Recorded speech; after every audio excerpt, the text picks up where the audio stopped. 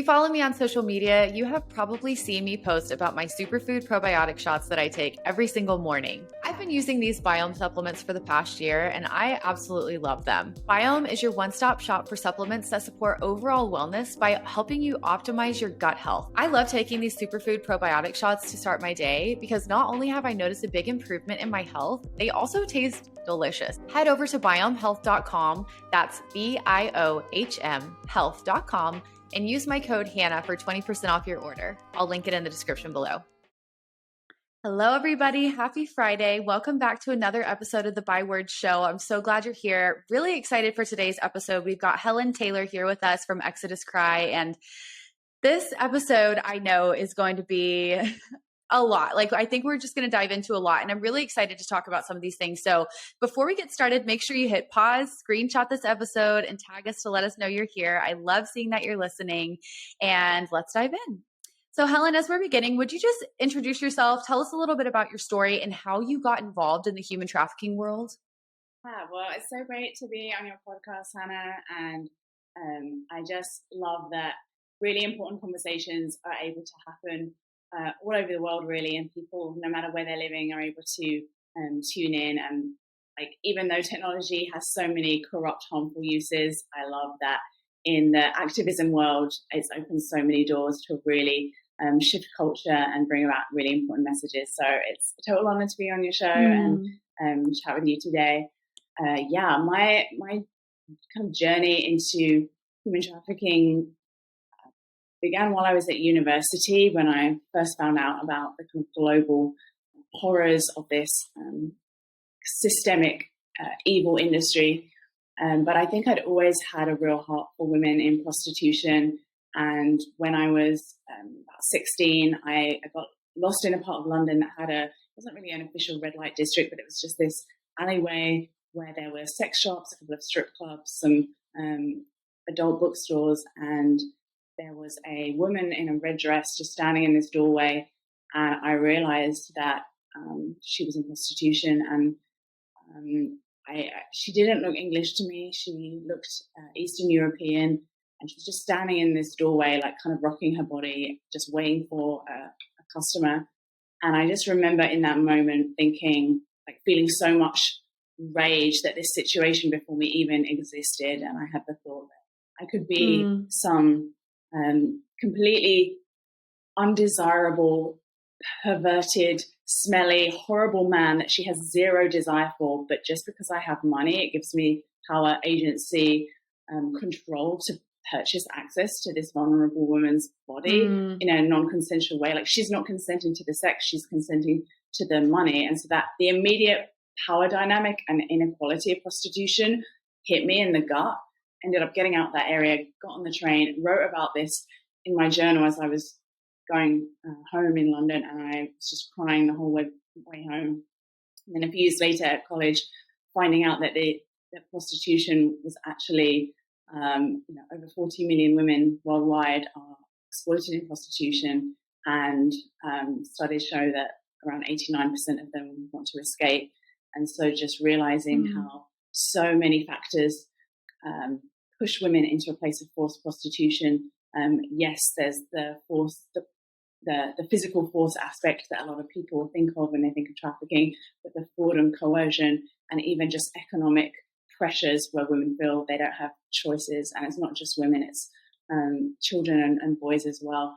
But so that was over 10 years ago, and I began working for Exodus Cry around 10 years ago. I'm from England originally, and I right before working for Exodus Cry, I was an art therapist in Cambodia. And so my journey began really in the professional field, working with survivors.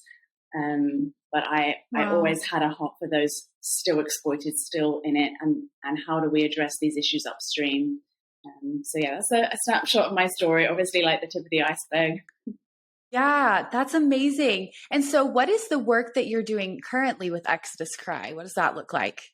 Yeah, well, when I first joined and moved here from the UK, I thought I'd just be on a 1-year visa, and obviously the Lord made a way, and that turned into multiple years, and then I got a green card. But for most of my time working for Exodus Cry, I was the director of outreach and intervention. So over all of our outreach services and teams where we would go reaching women and people in all areas of the sex industry, from the streets, strip clubs, illicit massage parlors, the internet, pornography conventions, a weekly jail program for at-risk women. And we still do all of those things, but now I kind of supervise the teams that do that. And I became the vice president of Impact last year. So now I get to be involved in a few other areas of the organization and just looking at the bigger picture of how can we make the widest, deepest, furthest impact on this issue and really abolish sex trafficking. What is it going to take to actually abolish this systemic injustice in our lifetime while still having the value and heart to reach out to the one on a regular basis? That's so good. And it's so cool that your journey into this world started with that interaction, just seeing that one woman on the street, because I think it's so different, like maybe it's the same for you in the UK at that time, but like for me in the US, you hear these stories and it's very sensationalized, but you don't really understand what it's like behind the scenes for those women, and seeing it firsthand is the craziest experience, to think that there are actual women who are in these situations. And you touched on these, like all of the factors that could lead a woman and girls, children into that position. It's crazy. But I love the work that you guys are doing with Exodus Cry. And it's so cool that you now get to see that on a large scale too. So you kind of had this full spectrum experience of like seeing these women, and then also like seeing all over the world, like what's going on. That's got to be crazy. Yeah, I think I've done this work in around 12 countries now. I've been to red light districts all over the world, and obviously in different countries, different cultures, prostitution has slightly different contexts and different systems, but ultimately the core issues are the same: of the exploitation of vulnerability, a person who desires the sex and a person who does not, and all the range of exploitations taking place. And we just consistently see it's women from the most vulnerable backgrounds. So youth out of the foster care system, those who experience childhood sexual abuse, those who are teen runaways or homeless, or have just vulnerabilities in their own personal identities, their ethnic and sexual minorities, single mothers, and traffickers really prey upon those vulnerabilities, and they'll push different buttons to really discover what a person's vulnerabilities are, groom them, build trust, and really exploit that. And so I think there's nothing on the planet that makes me more angry. I feel like it's the biggest evil and injustice of our time, and just something that is so important for people to address, the church to address, women to address. Yes. It's so uncomfortable. Like I was telling a group the other week that it's a much more comfortable perspective to have that women in the sex industry choose that lifestyle, because then we don't have to do anything about it. If they've chosen it, then we're not responsible, and we can just dismiss them as, well, some people must just like prostitution. But the reality is that if you sit down with any survivor and hear what they go through even one day in their life in prostitution, you can discover immediately that no woman would choose to be, go through the things that they go through. And majority of people in prostitution have a pimp, have a third party person who takes a lot of their money, or 100% of their money. And we see that time and time again. And a lot of people don't acknowledge that factor of the coercion and the role of the pimp. Yeah, absolutely. And something that I really love and admire about Exodus Cry is that you guys have really touched on what's going on in the porn industry in relation to human trafficking. And I feel like that's a piece that a lot of people who aren't really familiar with human trafficking maybe don't understand. And I mean, you and I were talking about this before we hit record. It is heavy. Like the things that go on are very dark in the industry. But I'm so grateful that you guys are shedding light on that. So would you kind of share for those who maybe don't know what's going on in the porn industry and with Pornhub and like all the stuff you guys have been doing? Would you talk to us about that and then how it's connected to human trafficking? Yeah, for sure.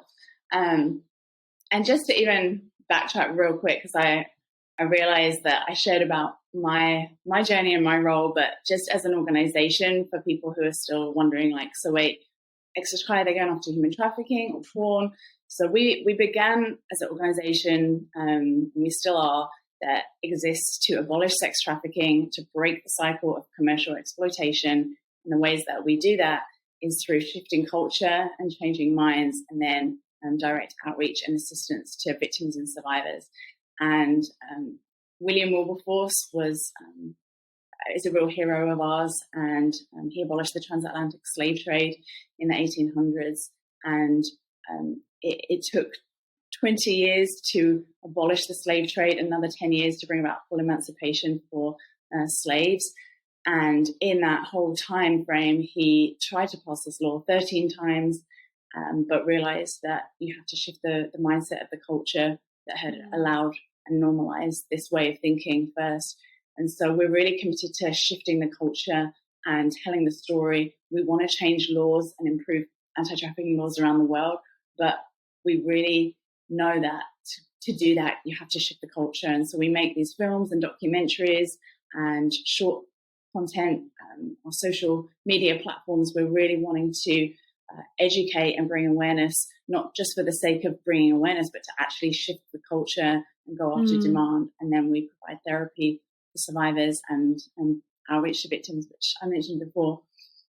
But if you picture a tree, we really feel like the kind of rotting fruit of the consequences of sex trafficking. If you see them as these rotting fruit on a tree of a life that is ravaged and destroyed by someone by the issue of sex trafficking, you could pick a few of these fruit off the tree, but more will grow back. Or you could cut off a branch. Maybe you arrest a trafficker, go after a whole trafficking ring, and there's 50 women and girls in that ring. It's cutting off a branch of this tree, but the branch will grow back. And so for someone who initially worked with survivors and then has been involved in outreach here in the US and around the world, I know that even if we assist 100 girls out of trafficking, there's 100 more vulnerable girls next week that can be recruited by traffickers. And so we felt really compelled to think, okay, what is it actually going to take to break the back of sex trafficking in the next 10 years or 20 years? What is it going to take in a really powerful, intentional, impactful way to not just assist 100 women, but reduce prostitution and sex trafficking by millions? And we really feel like in this tree analogy, the trunk is the system of prostitution. What are women and children trafficked into? Referring exclusively to sex trafficking, of course, they're trafficked into a system, the sex industry, pornography, prostitution, stripping. Strip clubs are often the kind of the top of the pipeline. Not every woman who dances at a strip club is being trafficked, but there's definite levels of exploitation. And I've worked with women who were, their traffickers recruited them from the strip clubs. It's almost like an audition for them to see which girls they like the look of to traffic. But at the root of the tree is male demand for sex, and these roots thrive in the culture and the soil that is a pornographic culture and soil. So just to even give context as to why an anti-trafficking organization would start addressing pornography, some people who are listening are like, well, duh, yeah, of course it's obvious. But some people still struggle to make the connect. And there's several different ways that human trafficking and pornography intersect. But just to even give that initial picture of, to go after the tree of sex trafficking, you have to address the root. The supply exists because the demand is there first, and the demand thrives in a pornographic soil.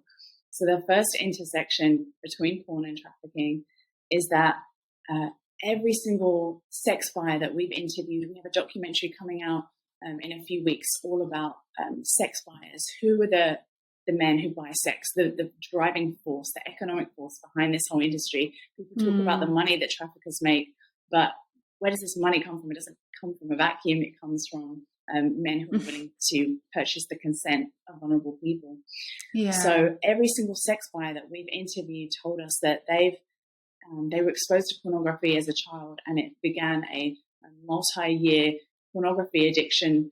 And not every person who watches porn crosses that line to purchase sexual access to someone, but every person who does do that has a history of porn addiction, and it's the fantasy that then it gets to a point where they want to cross that line and actually pay someone to physically fulfill that fantasy. And so we see pornography as being the marketing force of human trafficking, fueling the demand. I'll always remember this woman that I interviewed in Cambodia when I was an art therapist there, who told me that she had been trafficked from her village, age 11, to a brothel in Cambodia. And throughout her teen years, as this trafficked victim in a brothel in Phnom Penh, Western men from Europe, from America, from Australia would come and show her pornography on their phones and computers and get her to reenact exactly what they were showing her. And I remember thinking, like, that was my first ever, like, solid connection between pornography being connected to trafficking. So that's one area that they intersect, and a lot of people understand that and know that. If you're watching pornography, it for many people is a slippery slope that takes them into then purchasing sex with a trafficked victim. Yeah.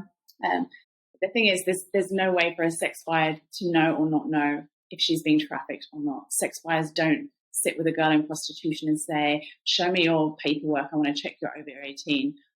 Show me that you don't have a pimp. Show me that you're not being coerced. Like, demand creates demand for trafficking, period. There isn't one set of buyers who buy trafficked girls and one set of buyers who buy women in prostitution who choose this willingly. And the second thing that we really discovered a couple of years ago, many people have seen Pornhub in the news the last couple of years. It's made major international headlines. Back in 2019, our team began to just hear a couple of stories in the news that really troubled us. One of them was of a 15-year-old missing girl from Florida who was discovered a year later on Pornhub in 58 videos. This girl was underage. She was 15. She was a trafficking victim, and 58 videos of her were on this website that under a verified account. And so her trafficker had somehow got a verified account on Pornhub, and the Internet Watch Foundation found a number of non-consensual videos on Pornhub, including a victim as young as 3 years old. And we heard a few of these stories, and my colleague just began to investigate, and she was like, well, how is this website allowing videos of underage and trafficked individuals onto their website? And she discovered that to upload any video content, it's kind of like a YouTube type of platform. Most of the content is user generated. And she discovered that all you need to upload content was an email address. They didn't verify the identity or age of the uploader or the people in the videos. Wow. So that began a journey of exposing, talking about this. She wrote an op-ed that went viral. And the very next day after her op-ed, the BBC released a report as well. And so suddenly this was international news. It was all a few weeks before COVID. And so just around the lockdowns, people paying attention to the news more than ever, we released a petition, like, shut down Pornhub and hold its executives accountable. That petition went viral, over 2 million signatures. We called this campaign the Trafficking Hub campaign, and it went really viral. It became a global movement, and over 300 organizations signed on. It had so many survivors of trafficking, of revenge porn, girls who were underage on Pornhub contacted us, and we were able to connect them with lawyers. And so then the New York Times saw this animated video that we'd made that had also gone really viral, and it had 34 million views. This was summer 2020. The New York Times reached out. They did their own investigation. They found non-consensual content on Pornhub within 10 minutes. And I'm just giving you the full overview because it's such a wild and exciting story. It's hard to just give a snapshot of the unfolding story. Basically, The tipping point moment happened in December 2020. It was on the front page of the New York Times. A brave survivor called Serena shared her story, and her photograph was like the cover of the entire paper. Within days, MasterCard and Visa cut ties with Pornhub. Like, we'd released several demands that we were making in Pornhub, including that they remove the download button, because for survivors, it was immortalizing their trauma, and for them to try and recover from the trauma of a rape or trafficking situation, the knowledge that had been filmed, recorded, was uploaded onto this website, making money for this website, and they were unable to take it down, knowing that men were watching this every day. Some of these videos have millions of views, and several survivors had been unsuccessful in getting Pornhub to even take down these videos. And some told us that every single morning they would have to go on Pornhub and check, has someone re-uploaded it?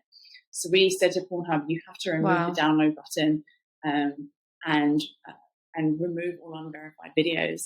And they took down 10 million videos, 80% of their entire website that were all unverified. They had no idea how many hundreds, potentially thousands of non-consensual videos were on their site. So that was a major breakthrough. And then so many more things have happened. It felt like wave after wave of justice the last 2 years. And the last update that I'll just give is a month or so ago, the COO and the CEO of Pornhub resigned. They fired around half their company. And then Visa and MasterCard, who were named in a lawsuit by survivors as well, they cut ties not only with Pornhub, but every website owned by MindGeek.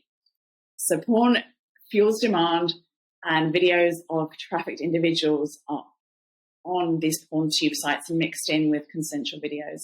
And then the third way that porn and trafficking majorly intersect is relates to the documentary that we just released last week that exposes how even in the quote-unquote legal pornography industry, so not homemade videos uploaded onto tube sites, but in the studio-based porn industry, there is a lot of coercion and exploitation and abuse that takes place that would come under the legal definition of human trafficking.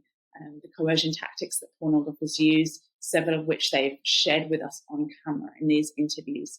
So the film that we just released is called Beyond Fantasy, and I can share more about that. But just to say, those are kind of three of the main intersections. I know that's just such a lot, but there is no way for anyone who's watching a pornography video to know if the person behind the camera truly gave their consent. What is their story? What is compelling them to be in pornography? You don't know that that woman isn't experiencing it as an actual rape or isn't actually underage, when a lot of these sites don't verify age properly.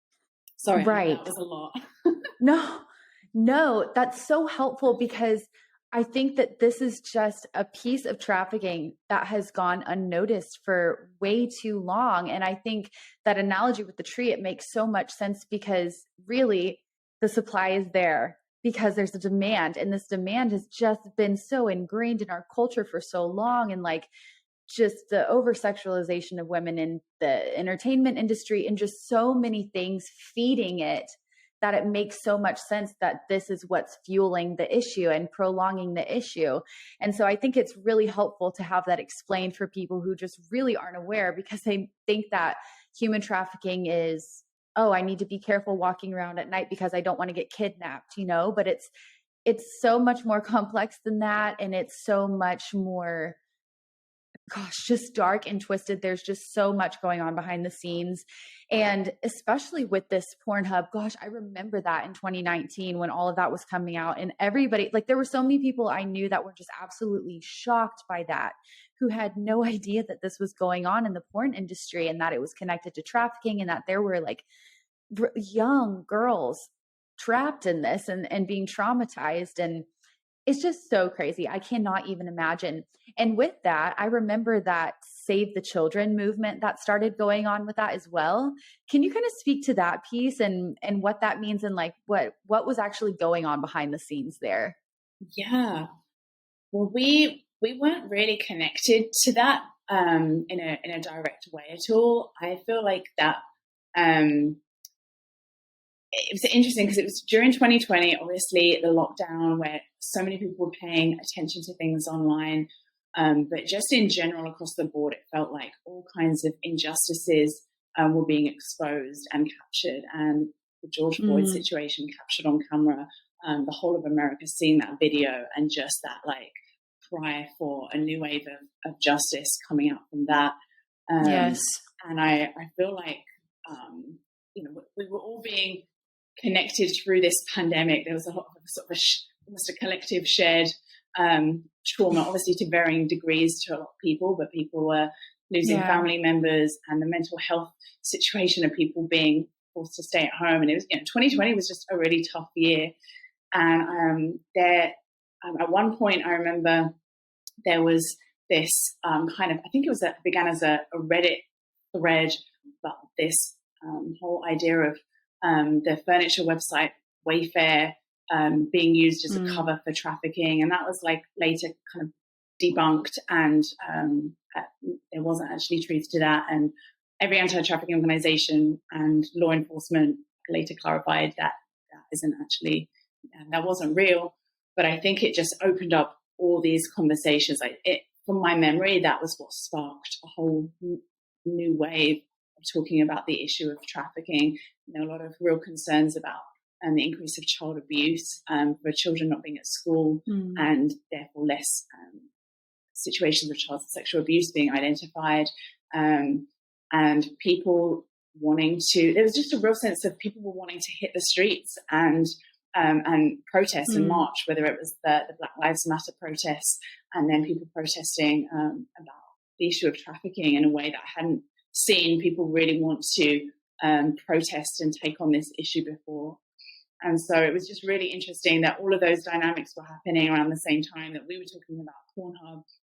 And I feel like a lot of things in the darkness came into the light and were exposed, and a lot of people found out about trafficking for the first time in 2020, which kind of shocked me because I thought most people already knew, but we were getting a lot of emails and messages from people, and it was like they were only just beginning to find out. And I think it was ultimately because people were spending more time at home online, and like people on Instagram and social media were talking about these things. And so that, like I was saying before, it's when social media can be really used for good in sharing information. I think of William Wilberforce and how long it would have taken him to get a petition with 2 million signatures. Like he would have had to physically go to so many towns and cities. That would have taken him years and years and a whole team. Right. Yet within a few months, because of these like platforms, we were able to spread awareness worldwide. People from 192 different countries signed that petition.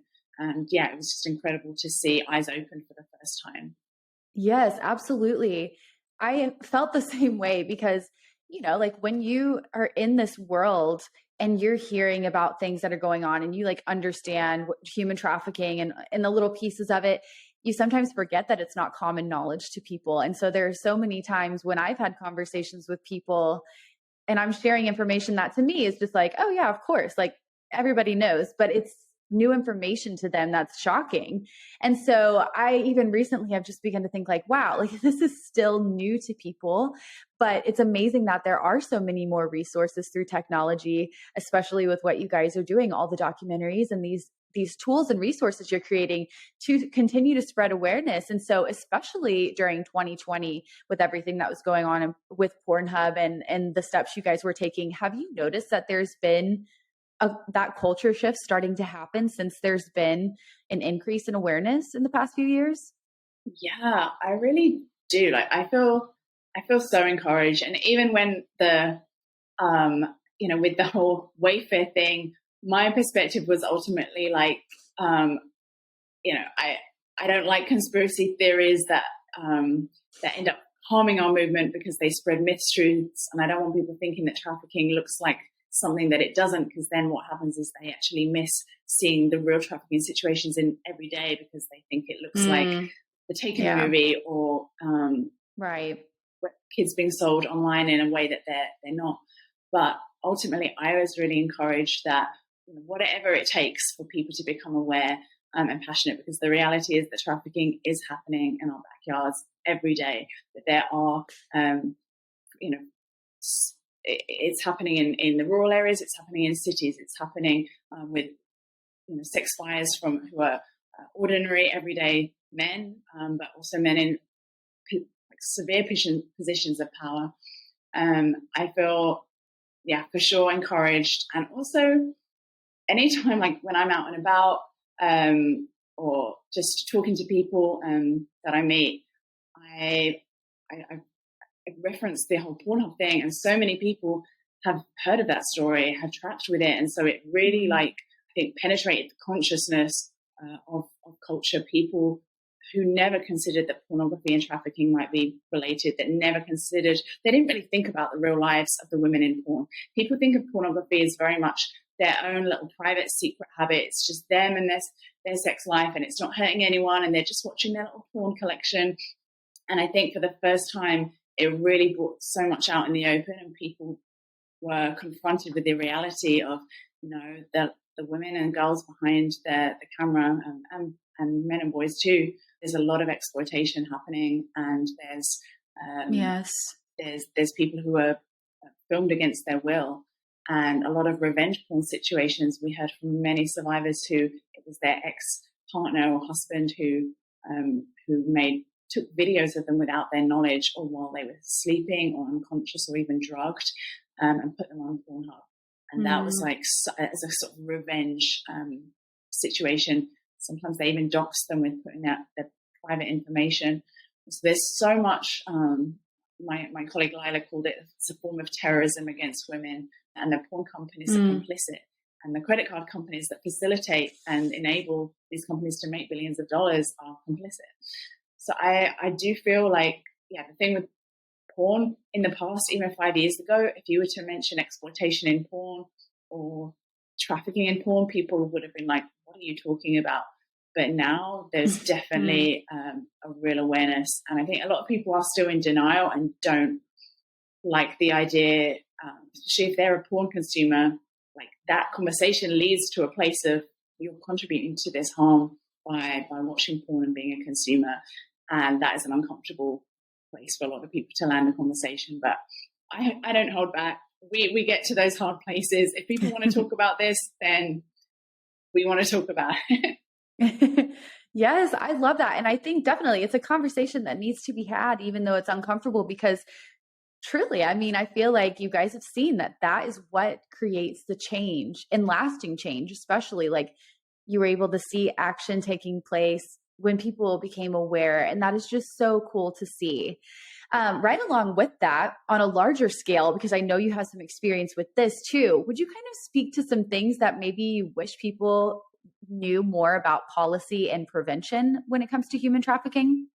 I love that question. And I was thinking about this a few years ago. I remember thinking how the more that you work with survivors of trafficking, the more you have your eyes open to the total trauma that prostitution and trafficking brings. Many of the survivors are in therapy for years and years, and it's devastating. And so the more I worked directly with survivors, the more passionate I became about prevention. Like, I love being able to walk alongside and empower a survivor and see their whole new life unfold. I've attended weddings of survivors. I've thrown baby showers for survivors. I've thrown birthday parties, and some survivors I've been closely in their lives for more than 10 years. But I'm increasingly, as the years go by, passionate about preventing. Like, I don't want another child or woman to go through the trauma of prostitution, the trauma of trafficking.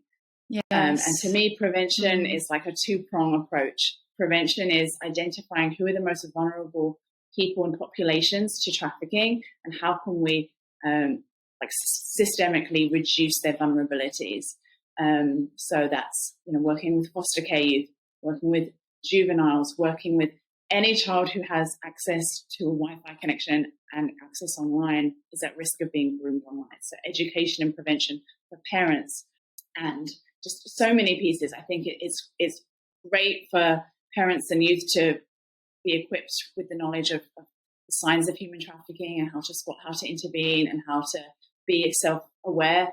But a lot more caution needs to happen around kids' safety online. And the ways that a lot of traffickers exploit them is through coercing them to send a nude picture or something that they later would be horrified if it was shared to their friends and family. But then the trafficker has got this one hook on them and they bribe them. And there's a lot of apps that traffickers specifically use to target kids and youth too. So just parents being really aware, and we have a whole website with resources on that. So identifying who are the most vulnerable populations. Obviously that looks different in the US to other countries too, but actively reducing their vulnerability. But the other prong on this prevention prong is demand. Like we were saying earlier, supply exists because demand does first. If there was no demand for a business, there wouldn't be any supply. The business would shut down. Businesses only exist and thrive because of the demand. And so really delving into that topic of what policy worldwide has been the most effective in curbing demand, who are the sex buyers, what are their motivations, looking at the research and studies on sex buyers, and really working to educate men, but make it really hard for them to practically purchase someone in prostitution. And so the policy that we know to be the most effective in reducing human trafficking is a policy called the Nordic model or the equality model. And it's currently passed in 8 different countries. First began in Sweden in 1999, so 23 years ago. And the other countries that have also passed it are Norway, Iceland, Northern Ireland, Republic of Ireland, Canada, France, and Israel. And basically, in a nutshell, what this policy does is it increases the penalties for sex buyers. Its whole goal is to shrink and reduce the sex industry. So in Sweden, a sex buyer is fined 50 days of his salary. Whatever he earns in 50 days of the year, that is what his fine is. So that's a pretty hefty penalty, especially if you're a high earner. And studies in the States, the biggest study on sex buyers with 8,000 buyers by a group called Demand Abolition showed that the majority of sex buyers earn over $100,000 a year. They have a disposable income. They're in positions of privilege and power, choice and agency. Wow. And then it's up to a year in prison. And it's, varying for, if it's a repeat offense, there'll be an increased penalty, but up to a year in prison. So it's like a felony level offense, whereas in the US, it's still considered a misdemeanor. So Sweden take a very aggressive approach in going after the demand, the root, and of course, traffickers and pimps as well. I was in Sweden last month, and just the week that I was there, 3 traffickers were arrested. And when that happens, they were all from other countries. But Sweden wants the whole country to know. It's in the media. And they're like, if you dare step foot on our country, you need to know you will be arrested. And same goes for the buyers. It doesn't matter what country you're from. You come to our country and try and buy one of our women who's vulnerable, you will be found and you will be held accountable. So it's, increases the penalty for the demand, but it decriminalizes prostitution entirely for the people being sold in it. It recognizes that a woman in prostitution should never be treated as a criminal. We wouldn't ever criminalize the victims of domestic violence, obviously. And prostitution is a form of domestic violence, except it's on the streets, not in the home. And so not only are the people in prostitution decriminalized, because giving them a jail sentence does not in any way help them exit the life or get out of this. In fact, I worked with one survivor who she was taken to jail 103 times and never once offered services, but put in jail for prostitution over many years. So, and the last part of this policy is that they offer services and programs, if desired, for any women in prostitution. So the government really get behind providing these programs. And I met with many of them while I was in Sweden. A lot of these incredible programs and services and drop-in centres. And so they're offering exit services, enabling women to get out. And so Sweden is a country that will have a few hundred women in prostitution who are offered services and they're not criminalized. Whereas a country like Germany has around 500,000 women in prostitution.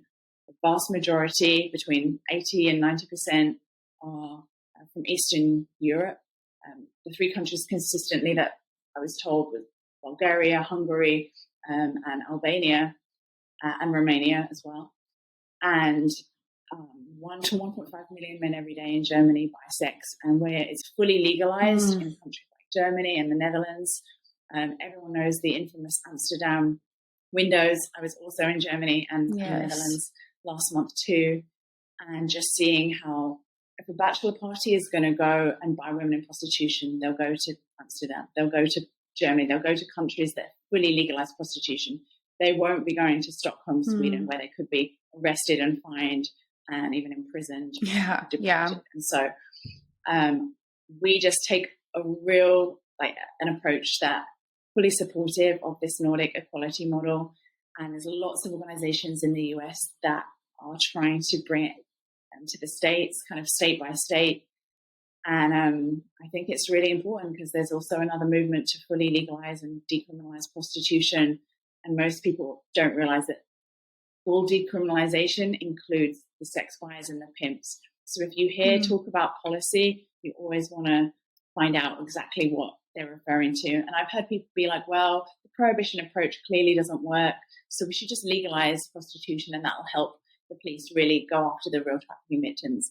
But I respond to that, well, has that approach worked in the Netherlands or worked in Germany?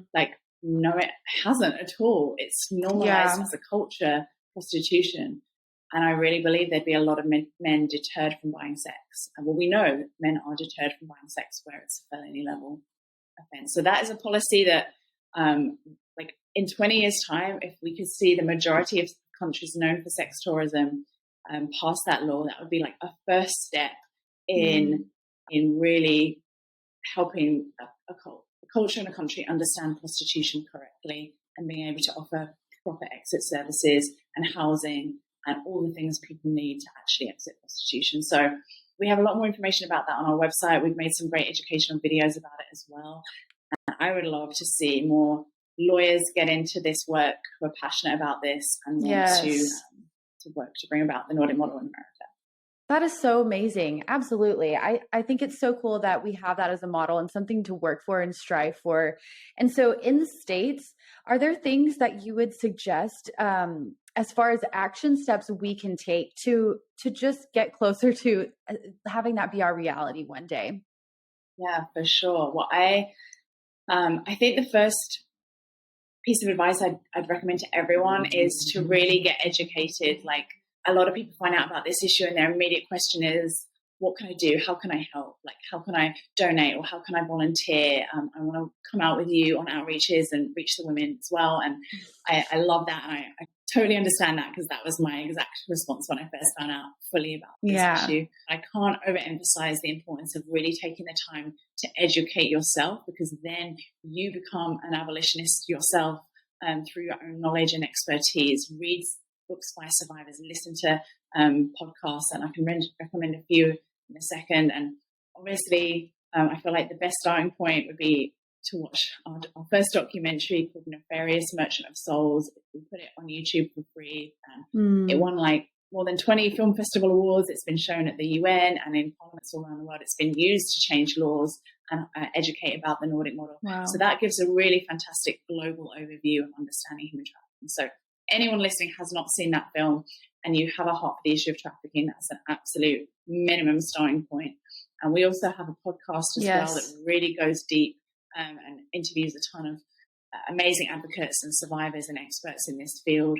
And so just really take a few months to educate yourself if you feel like this is something that you want to learn more about. And I know that, like, if you even feel that, then you are called to be involved in some way. I think some people, they hear about this topic and they just immediately switch off and they're like, I don't want my comfortable world to be disrupted. And or they're not in the season to really delve deep into this. And I understand. But for those of you who are like, no, actually, I want to know more. I want to be able to be educated and a voice. And I want to be able to be at a dinner party and someone brings up the topic of human trafficking or pornography, and I'm the most educated person in the room, and I can explain and educate an entire room of people within a few minutes exactly what's going on. And so just educate yourself. The number one book I'd recommend as a starting point is called Paid For by Rachel Moran. And she is an Irish sex trade survivor who was in the sex industry from the age of 15. And she just really gives her personal perspective, but then the global perspective.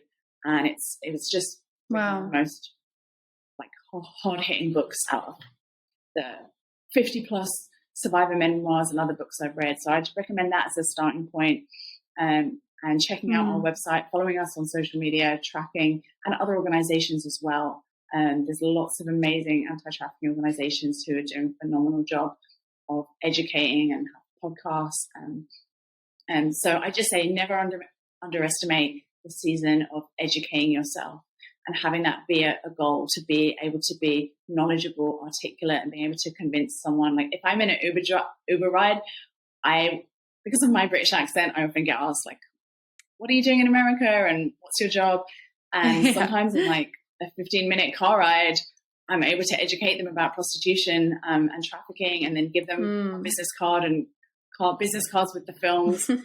I would also say if you're really wanting to learn more about the intersections of pornography and trafficking, the first film we released on pornography is called Raised on Porn, and that's on our Magic Lantern Pictures YouTube channel. All of our films are linked on our website, so that's probably the best starting point.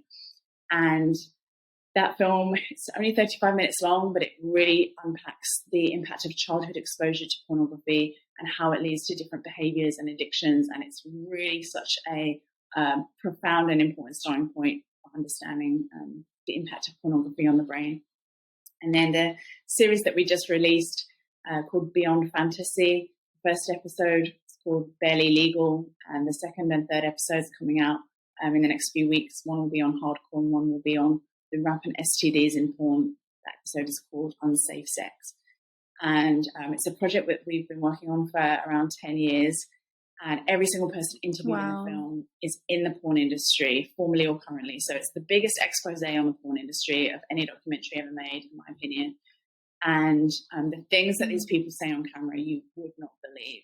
And so if you're the film that's designed for activists and current porn consumers, we really want to wake people up the reality of what they're consuming, and the violence in porn, the barely legal genre that takes just turned 18-year-old girls and dresses them up as children with teddy bears and pigtails and lollipops, and it's a whole pornographic genre, and leads fantasy into a place of fantasy with underage children, which is really dangerous and really harmful. So if you have a real desire to know more about this and want to be educated, then I recommend watching it, but just knowing that it might be the most disturbing documentary you ever watch in your life, but it's incredibly important to know about as well.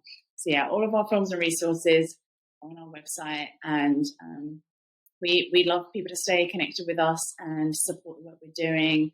Yeah, reaching out to us, signing up to our newsletter.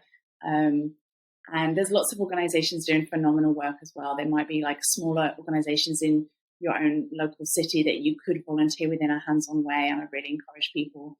There's often more opportunities to help and serve than you think. And I know that any person I've ever taken on outreach, that's changed their life forever. And so even if you end up using your skills to serve in some other way, this is something that we need everyone, all hands on deck. This is one of the most major injustices of our day and age. So whatever you have in your hand, you can use, whatever sphere of influence, whatever voice or platform, whatever resources.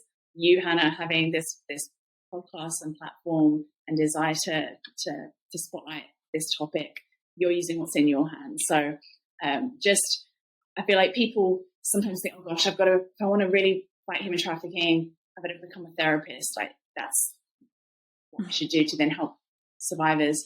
But actually, you might not be the best therapist. You might be really gifted and talented in so many other ways that you can actually creatively use to still fight this injustice and still be a voice in your own way as the unique person that you were made to be. Yes. Absolutely. I completely agree. And I think what you said earlier, just about just doing what you can with what you have. And like, it's as simple as looking for and loving the vulnerable people around you. It can make such a huge difference. And it doesn't have to be this 0 to 100 thing where all of a sudden you're this crazy activist now that you've learned about human trafficking and the porn industry and all these things. But I'm just so grateful, Helen, for the work that you're doing and for Exodus Cry, the resources that you've made available, and the way that you're equipping and activating people to go and do the work right where they're at. So thank you so much for sharing. Thank you so much for being here today. This has been so helpful and just exciting to hear that things are shifting and that we can be a part of it. Absolutely. No, it's an exciting time for activism. We've still got a lot more work to be done, but I really feel like the wheels of justice are moving. So yeah, thank you for having me on and for educating your listeners. And yeah, really appreciate it. Thank you so much for taking time out of your day to tune into another episode of the Byword Show. I love having you here, and I'm so thankful for your support. Don't forget to share a screenshot of this episode to let me know you were here. I can't wait to talk again soon, but in the meantime, be sure to come hang out with me on Instagram, and remember, I am cheering you on.